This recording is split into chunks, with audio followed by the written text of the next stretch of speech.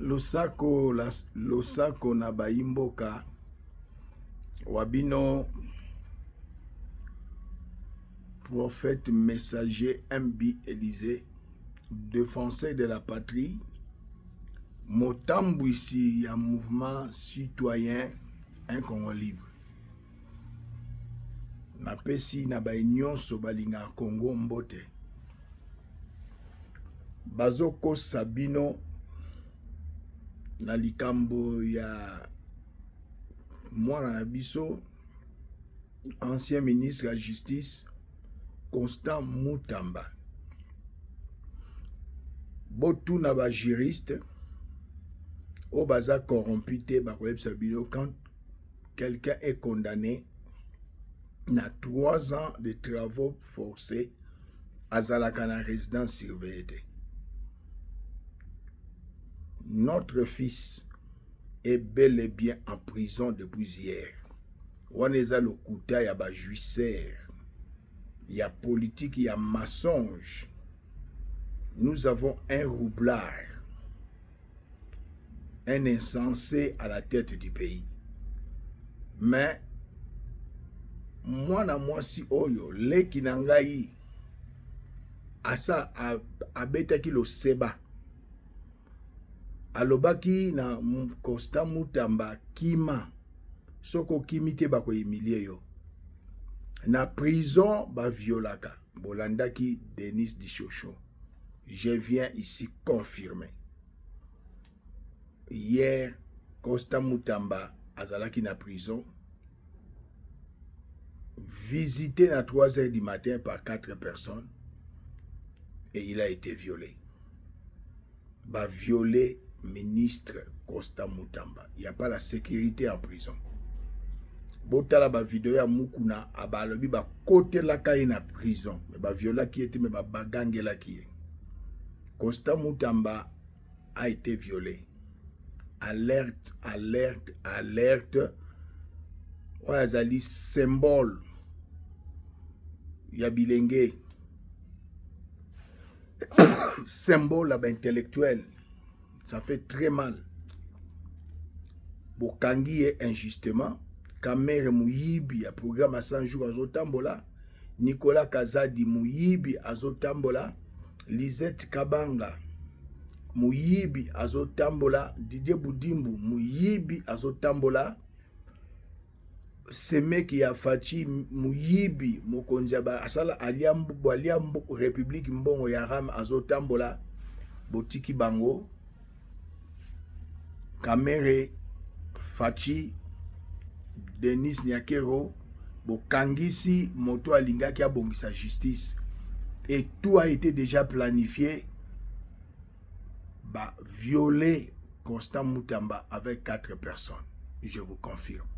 Alors nasengi na jeunesse le 3 septembre 2024 na 24 provinces Bobima Bobengana Félix, l'article 64.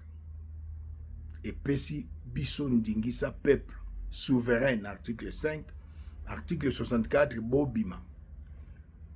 Babomaka Moteki Moko Bafoui, je crois, na Tunisie, Babengana Mokonjwana. Bobengana Félix. Bobengana Bainyoso Bazana Yelongo. To vanda to bongisa mboka biso na mon peuple. Trop c'est trop. Bokangi un innocent. Akena prison, bozoko sa résidence surveillée. Alala ki quelque part et ceci cela. Akenda ki prison lobby na na batu bazana prison ba mona ki e pe batia ki ene sika ya mabe azana selili ya ye mon côté. Mutamba a été violé. Bobi mabino nyonso na 24 communes. Même na Boutwa lelo bobanga ba soldate bobanga garde républicaine te bino ba garde républicaine boza pe na bandeko boza pe na bana boza pe na ba cousin l'ordre mal donné ba exécuter kamote armée bovana na bandako police bovana na bandako garde républicaine bokanga maboko boba ke rôle na bino ya liko kengela Félix enoko telemela population bovana ndako bokengela Félix na ndako population abima a récupéré le pouvoir. Oya Yibaki, en 2023, il n'a pas gagné. Celui qui avait gagné, Corneille Nanga nous a dit, c'est le président Tcharman, l'incontournable. Oya Osala, démocratie triomphante. Alexis Biso Azalim et Lombe. Alexis Biso Ayebi, diplomatie. Lelo andimi dialogue. Tout ça dialogue sans toi. Peuple to bengana Félix. Akangi innocent peut ba violer na prison. C'est vraiment triste. C'est vraiment triste. Et deuxième nouvelle, ah non, c'est vraiment triste. Deuxième nouvelle, Likambwa Kamere. Il n'y a pas la justice dans notre pays. Dans un pays de droit, comme ici en Afrique du Sud, même dans les pays en Europe, la dernière personne qui a vu Tchatumba, c'est le journaliste Aliboumounen Boyebi. Oya Kobaï Kamere, Alinga Atindek Babetaye, Kamere, Apese Kombo Sokinani, Tata Bakal, mais Til Bakani Kamere à côté prison, Abimi, Yo, Patika la Kopeso Moussalate. Alors, peuple congolais, diaspora Mobimba, Lolenge Tikara Bisonet Nela, Nati Shemza Pembe, tâche na motema, Kamera, na programme il y a 100 jours à Liambongo. Juge Nyanga Koufa. Fatia Yebi. Kamera Yebi. Lelo. Tchatumba Koufi. Premier responsable Kamere. Abengisa ye na Kinshasa. Apesa ye Moussala. Na Epsa Kibino. Aïna Kamere depuis. Kamera Aïna Tchatumba depuis 2023 dans l'élection. Na le lenge ba abenga ayebisaki journée sur Aliboumounen na le premier 3 minutes après ayoki motema pasi ba pesi mai akenda na mbeto akufi bana batie na mutuka na solo na famille na bana akomi jaune mais banda ba bimisa en hôpital atikala ko sala crise te kaka tango journaliste wana ye alors ceux qui pena procureur azali na Kinshasa zo mona mobali wana tia maboko Basala Tchatumba autopsie. Kamera yoka ennemi na ya soi-disant journaliste basangani babomi Tchatumba. Yo mwana mobali yo koselaka makambo na leki nanga libokuma 2011. Ta 14 ans après obomisi Tchatumba. Tokoti kala kobosa na yango te. Yo na Kamera bobomi Tchatumba.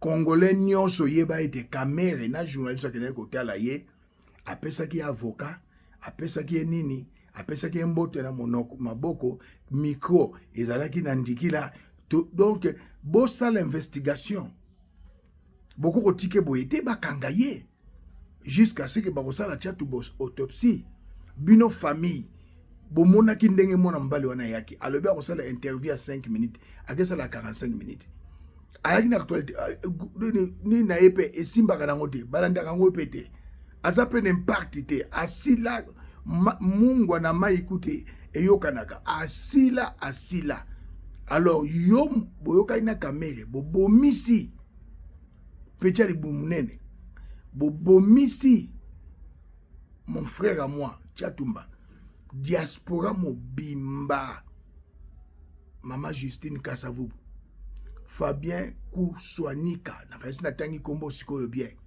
Papi Gene, Churamboma, Bokechu, Bibi Kapinga, Sandra Moudimbi, tous les résistants, tous les combattants, Apareko, Bino Nyonso, Pasteur Konde, États-Unis, Tchatumba mort, Kamere et les journalistes. À Koufina poison. Ils ont participé mawa. Je vais vous balancer une image. Bishop Francis Kadi m'était malade. À ça, il peut AVC le quoi, mon frère Tchatumba. Nous étions à 2011. Tout ça qui est mouvement politique, les novateurs. Bishop Tchatumba Kadima est tombé malade. À côté de l'hôpital, à Sali AVC. J'ai appelé le prophète Jojo Mbayo. À quel côté là, l'hôpital y a l'État, na Belgique hôpital yaki kitoko ye Jojo Mbayo le prophète y ensemble y a république y a président chairman Moïse Katumbi Chapwe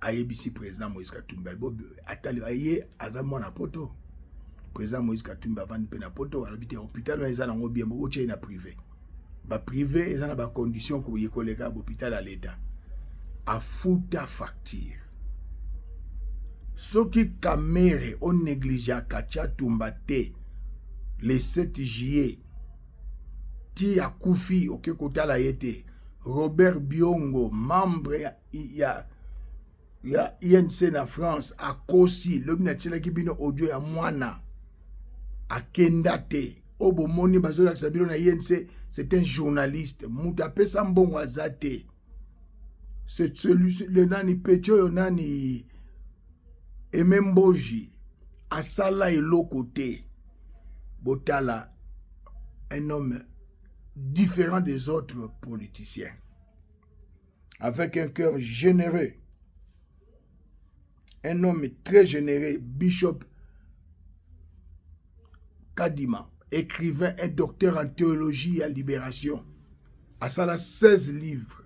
Un homme très intelligent, docteur en théologie et en libération. Pour moi, à travers le monde. Je pense aussi au président Moïse Katumbi qui a accepté de prendre tous les frais d'hospitalisation. Abimi l'hôpital na ABC. Je vous dis merci, je vous aime et que Dieu, spécialement accompagne. Je pense aussi. Je m'en souviens, Tango Bishop avec Francis Kadima, écrivain docteur en théologie, Abelaki, Ayebsaki, prophète de Jojo Mbayo. Prophète Jojo Mbayo, un homme, Alana Montema Malamu, Ayebisi, Chairman Moïse Katumbi Chapwe. Aïbaché un hôpital nini, Aïbaché Atangi Kombo, hôpital habité Bolongola, Aïbotine un hôpital privé. Ba soigné Bishop Francis Kadima, docteur écrivain. Abima a sa la vidéo a témoigné, Moutafuta Mbongo wana chairman Moïse Katumbi Chapwe. Ouais, a sali Bitumba. Bien-aimés, je vous dis merci pour tout ce qui avait fait pour moi. Là, je viens de sortir de l'hôpital après un mois d'hospitalisation. Je peux vous dire que ce que Dieu a fait pour moi, il peut aussi le faire pour vous. Croyez en Dieu, soyez certains de lui. Je remercie spécialement Papa Kelani. Les patriarches. Qui m'appelait tous les jours pour prier pour moi et tous les autres frères patriarches qui ont prié pour moi à travers le monde.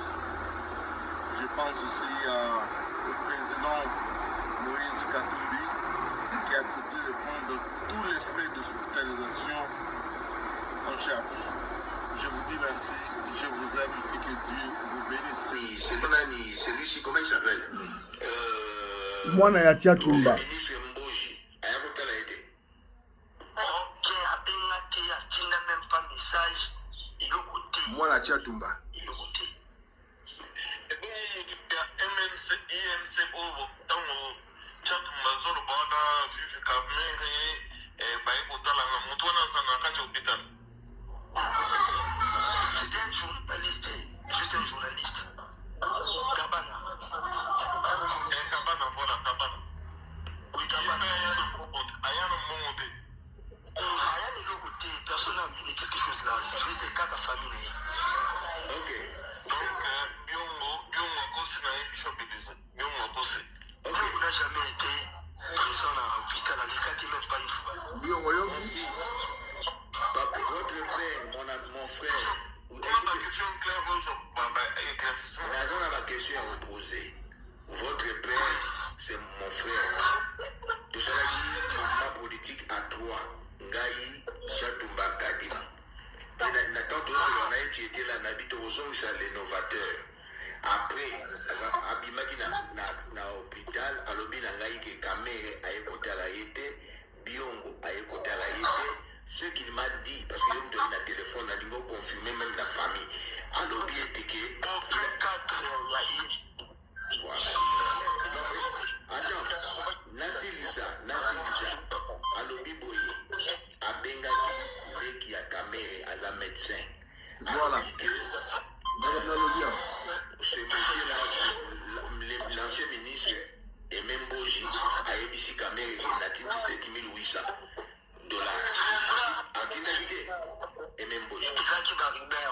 Papa soit à dire. Les frères, c'est fait soigner, il y a ma propre frère naïf du début à la fin. C'est moi qui gérais toutes ces cartes. Attends sans fronter. Je gérais son téléphone et ses cartes. Oui. Babi Moussa est dans l'hôpital pour l'année. Lui m'a dit que Moussa a dit bon à vous foutre, sur les années. Il m'a dit ça. Allô? Oui. Bolandi, hein? Oh, c'est le fils de mon frère, Tchatumba. Na confirmer les choses que atikala jamais kozwa élection na vote moko azal échec na kisasa ba azal échec eza na 2023 mwana nde penza angwalima akei kaka bibo tala tosali vote lelo bali yo président ya seni yo kotia résultat pour président ya seni akei bisi habitala yo wa aujourd'hui 23%. 23%, 2023, je peux 23%. Mais il a gagné Charman a 67%. 67%. Denis, quand il m'a été honnête. Ça la boy, j'en machine. Vous vas continuer à voter pendant 7 jours. Violation à loi. 7 jours et à violation à loi électorale.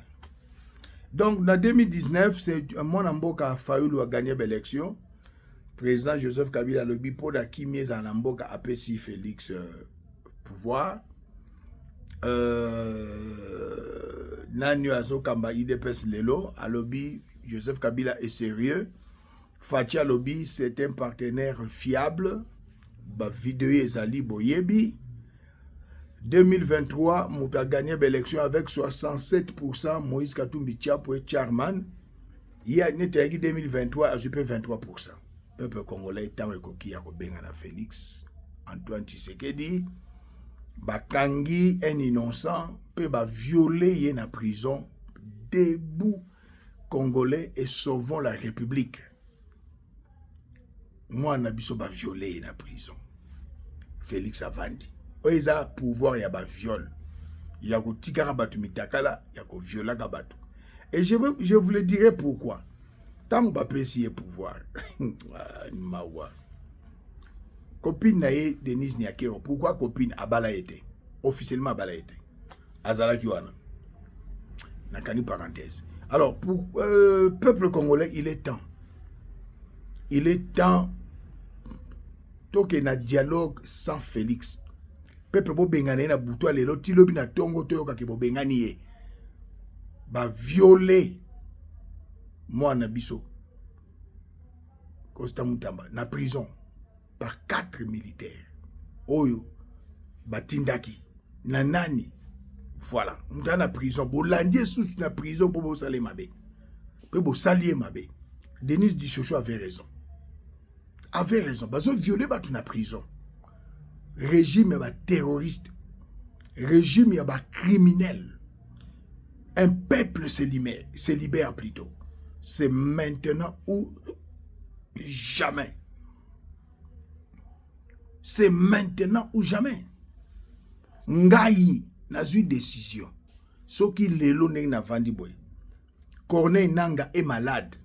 Azan a besoin de prière. Na jet privé boy nae. Je vais prier pour lui. Un homme de Dieu, Dieu ne fait exception de personne. Moi aussi je ne ferai exception de personne. Je vais faire la volonté de Dieu, non la volonté d'un homme. Jésus-Christ est venu non pour les justes, mais pour les injustes. Même Corneille Nanga, Bissi, moi, Binunu Soubouzan, AFC, M23, il y a un problème spirituel. Malgré tout ça, il y a une divergence, il y a un combat. Il y a un problème, il y a un rebond de la podaille. Même Paul Kagame, il y a un problème spirituel. Il est tombé malade. Sa femme, ses enfants. Je suis un homme de Dieu. Je suis la lumière du monde. Je dois luire dans le ténèbre. Nakoloba Paul Kagame zo avion il y a qu'en Afrique du Sud. Nakobonde pour na problème à Zanango. Na teye soka yambi Yesu lokola mokonzi pe mobikisi na pesi ye baptême na bondeli akomoloba monoko sika. Dieu abimisaka moi pour na ba méchant na ba baza juste. Je vous donne un exemple. Le maréchal Mobutu Boloba mingi sur Dubilo bataille des pèses. Mais avant de mourir, heureusement maman Bobi a dawa ses enfants sont là. Kuluto Norengwanda atindaki l'homme de Dieu Ayake Panaye, Jean-Louis Jaye, Ateye, Ayambisi Yesu, Azuina Batem. Azongi, c'était la volonté permissive du Seigneur, Ayeba Nzambe, Atikibiso. Bakunda est na cimetière, yaba musulman. Tant Jean-Louis Jaye, le patriarche, yeba Tikabiso, perd son esprit, Ayoki, Ayebisi, ma famille, Mobutu.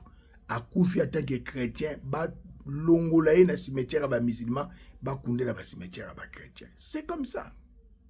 C'est comme ça. Akoufi kati na Yesu. Même moi aujourd'hui, si le président Joseph Kabila a besoin de moi, Nakubo Yate, il est congolais, fils de Laurent Désiré Kabila et de Maman Sifa. Même Zoé Kabila a besoin de moi. Même Jeannette Kabila.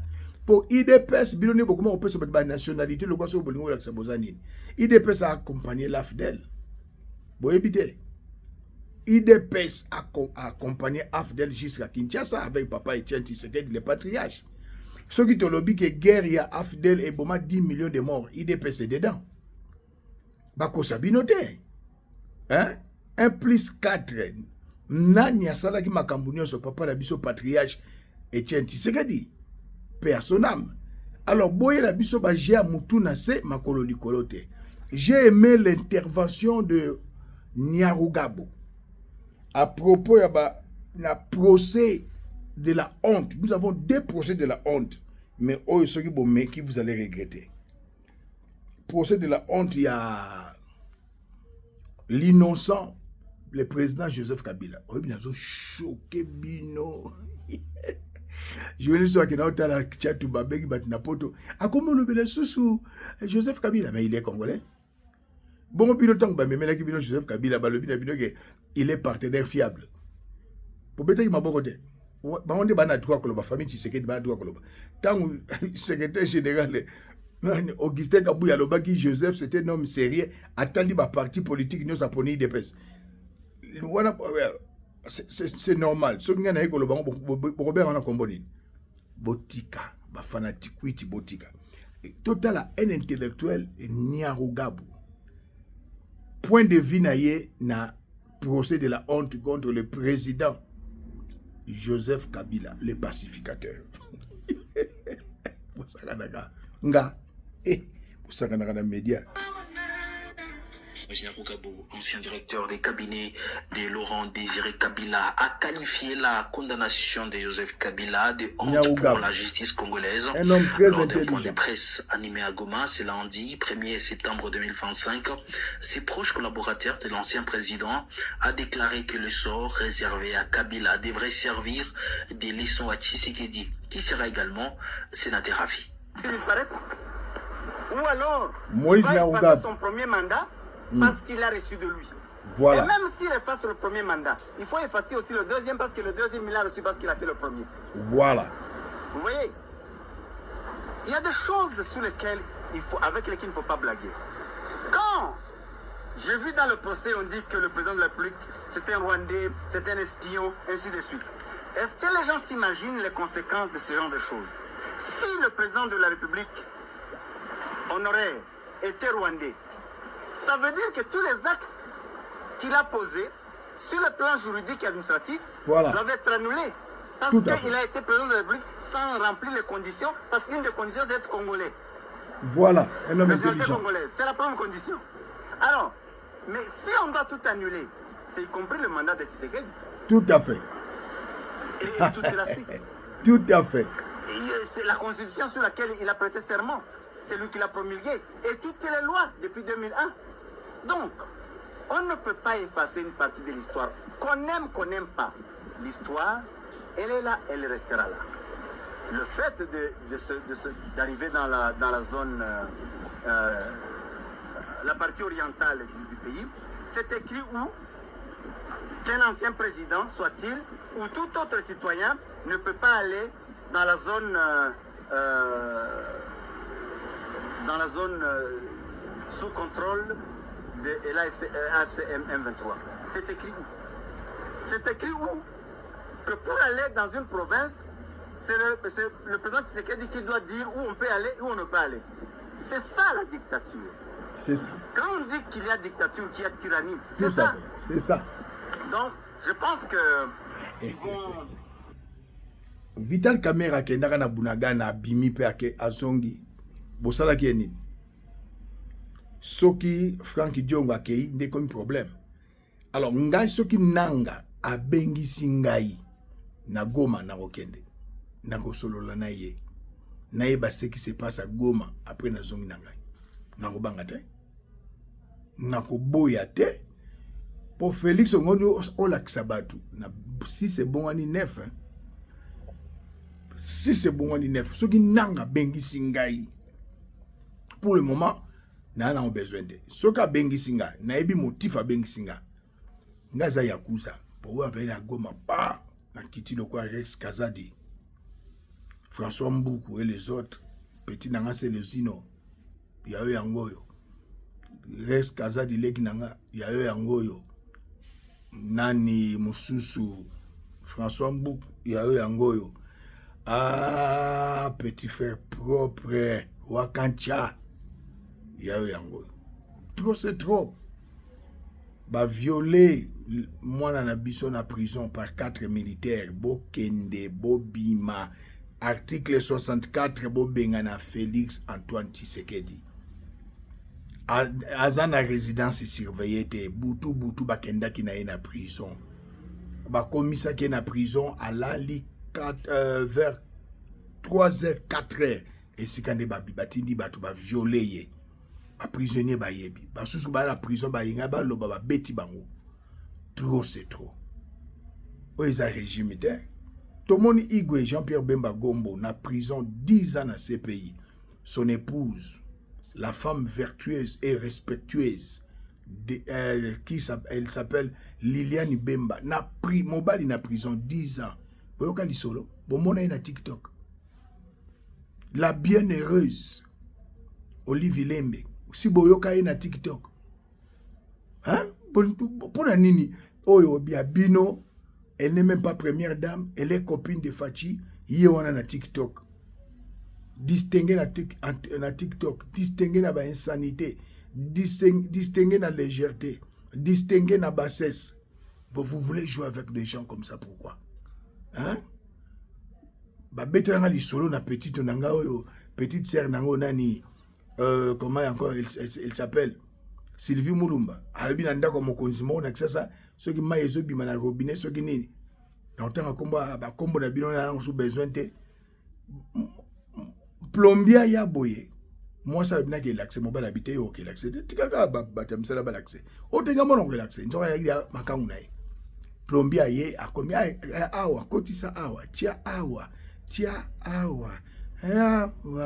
awa mobile abi oh nini yango okweite na kweite na lobia chawa kotisa awa ozolo wana na bana plombier awa kotisa awa vieux voix okita mobala ya boye akuta makambo ya Adam na Eva abeta plombier bakanga ya sana prison tilelo sivi mulumba yom to bedela lisolo atika mwasi potala kaka mwasa sala chizabu donc mawa na mawa. Et je dis merci à petite sœur nanga propre malgré na kawana eza famille c'est une famille naturelle. Roseline Mbombo na pesio mbote na moni ndenge ba fiancé yo. En tout cas merci mokili les araboy. Mais ta sœur, ta jeune sœur, elle fait la honte. Daniela Victoria Sekta petit morazara na Liège à Bengsa Yekuna. Petit Moussa Zarana Tirin à Bengsa Yekuna, Mora Zarana na Cannes à Bengsa Yekuna. Elle peut avoir, monsieur Komina Soukata, 12 copains. Après, ça va un bon Daniela. Mais tant que na Belgique, na Chims, c'était bien. mais akomi na kisasa mbongo akimoyibi elangwisi ye akomfuta bato po babimaka na ye mpo na nini alandi semeki na bino ndenge apesa bato bambongo atondaka te libuluma nzengele paka juma mai ekufela mbwa eza mawa tro Daniela tika kindumba c'est Landa Roseline Mbombo elle se respecte mobala kobala ye c'est bien merci beaucoup bandeko nanga ba violer moi na biso Costa Mutamba totelema 24 communes bobima et plutôt 24 communes dans la ville de Kinshasa 24 provinces pour celui le symbole de la jeunesse bobima bobengana Félix et nako senga na nanga na M23 na FC na deux provinces et bozui botika population bima ba manifester ndenge ba violer moi na biso vraiment monsieur Nanga monsieur Bissimwa et les autres botika population na deux provinces ba sala été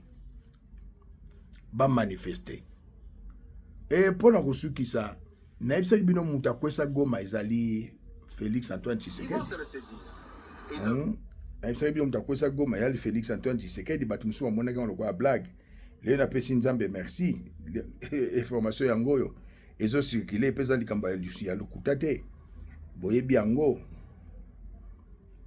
muta pesa Zalala Tangango, c'est le professeur Tchakoudja.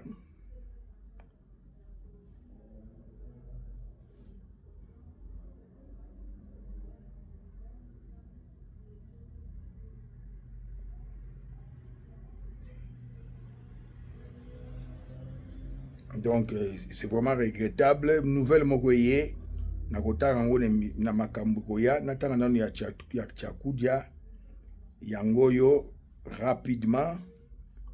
Pour la 6 émissions, oh, professeur Tchakoudja, on a balancé ni nayo na relaxango lobby.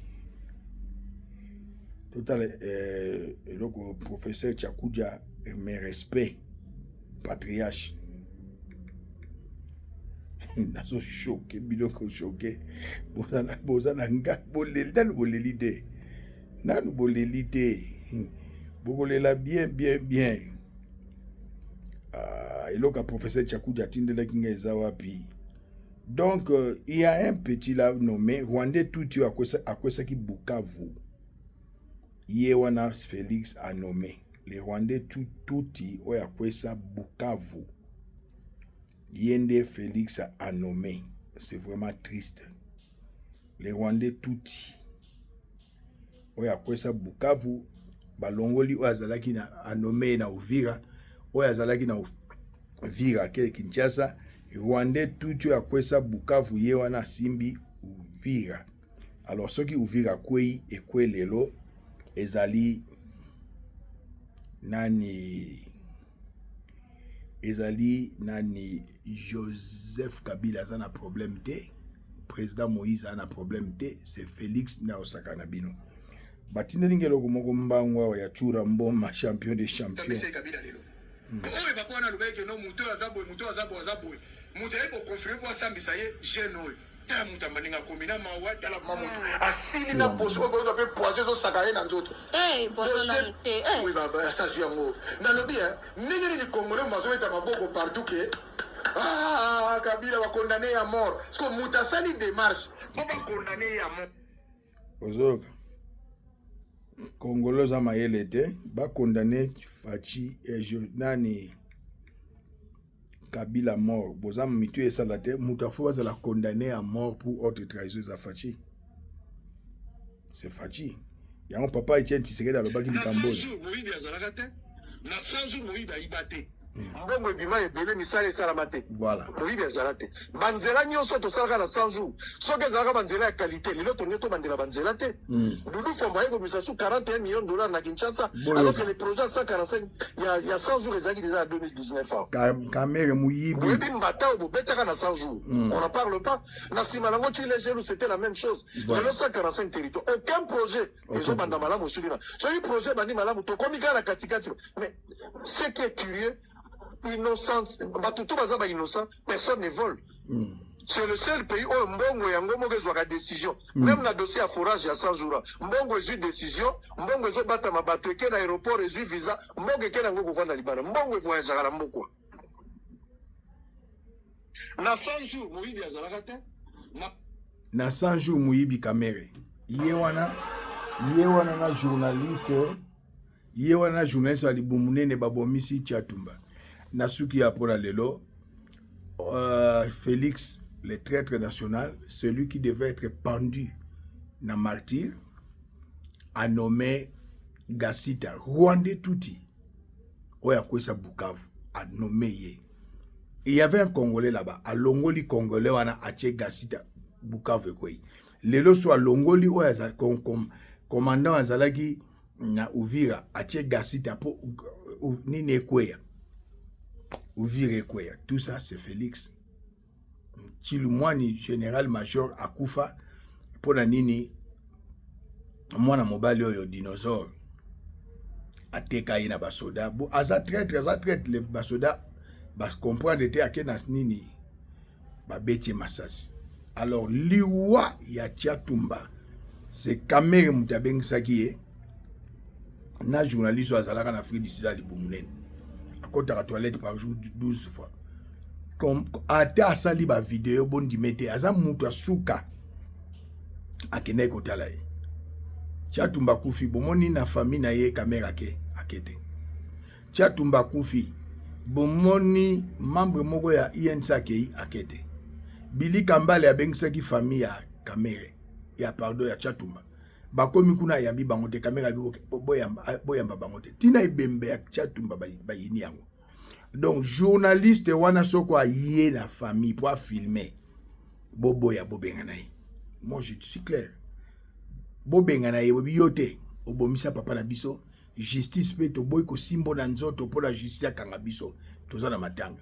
Ba petit na nga to soleil na bino. Bobenganaye to lingi to mono na matanga te. YouTube no eza impact te. To boyo na matanga. Obomisi papa. Moto aza maladi, aza na AVC. Obi interview à 5 minutes, au sali 45 minutes. Papa ke obimi karabo 3 minutes, papa bandi ko toka. Omema ezalaki nini? Pour batikala ki ba mbale mona bimaki na salon. Ezalaki nini? Qu'est-ce qui s'est passé après? 3 minutes Tchatumba bandi ko toka na sololi na mwana na l'excel bilo nini ndena sololi na mwana. Hein? Message audio.